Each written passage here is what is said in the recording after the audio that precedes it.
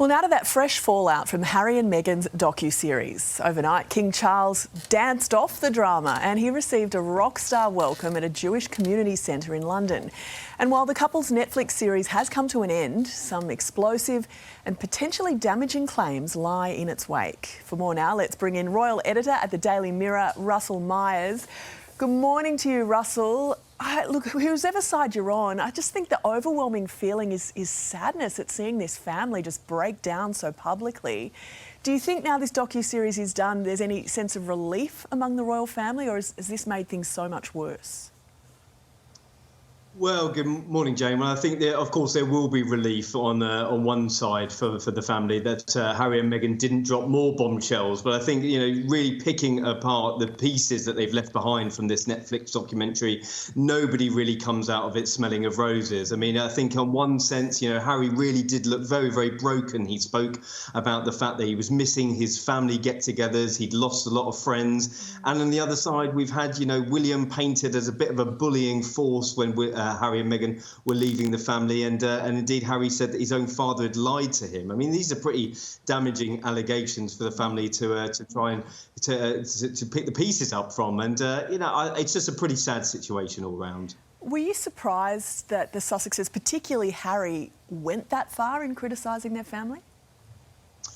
Well, it's interesting because, I mean, we were all expecting the bombshells that were left after the Oprah Winfrey interview, and they spoke of racism within the royal family, Meghan being abandoned by the firm, as they called it, when she was pregnant with their first child and feeling suicidal. It really didn't have those big takeaways. But the fact that Harry really disclosed private conversations between himself and senior members of the royal family, spoke about the Queen just sitting there and letting it all happen. I mean, this is pretty hurtful towards the family that he's left behind. And, one may think that Harry has pretty much got what he wanted in terms of leaving and living this very nice life in California. But, I think he's still not happy, unfortunately. Yeah, that mention of the Queen watching on and not saying anything. And we know that they filmed those interviews when the Queen was still alive. So presumably, they thought she would be seeing that. It is now more than 24 hours since those final 3 episodes dropped. We've seen King Charles actually dancing overnight at an event with the Jewish community in London.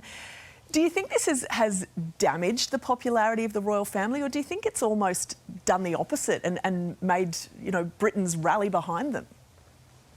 Well, it's very divisive, and whether it's at home or abroad. I mean, the Harry and Meghan have had pretty much split opinion throughout the world. And whilst some people will side with them and applaud them for leaving the sort of big royal machine that they couldn't really fit in, others will say that the mudslinging was quite unnecessary. And you look at King Charles dancing with the Jewish community today. I think it's very much a case of keep calm and carry on for the rest of the royals. They're looking forward to Christmas. They're looking forward to the King's coronation in 2023, and that's what the Queen, the late Queen, would have really wanted, so everybody to have a bit of unity and trying to make the best out of a bad situation. Speaking of that coronation, do you think the Sussexes will be getting an invite? Well, they might get an invite officially, but whether they turn up is another matter, isn't it? I'm sure that the Queen always said that they would remain much-loved members of the family, and I'm sure that the King would try and keep that continuity. But whether William is supportive of that view is another matter entirely. They might get some more fodder for another interview, though, if they did manage to show up, just saying. Also, look at some other royal news from overnight. Prince William's godmother has apologised to a charity worker who had accused her of racism. Well, big story, here in the UK, and certainly reverberations all across the world. This was a lady called Ngozi Fulani, who was a guest at a Buckingham Palace event for domestic violence charity campaigners. And Lady Susan Hussey, a real trusted aide of the late Queen, worked with her for over 60 years, made comments about her dress, about where she was from, repeated comments that were really very hurtful. And fortunately, those two women have come together today at Buckingham Palace. I'm told it was a warm and cordial reception, and the palace, and I'm sure Ngozi Fulani will try and draw a line under this, because it was pretty unsavoury and pretty unwelcome headlines for the family over the last couple of weeks. Yeah, absolutely. Russell Myers, royal editor from the Daily Mirror. Thanks for your time this morning.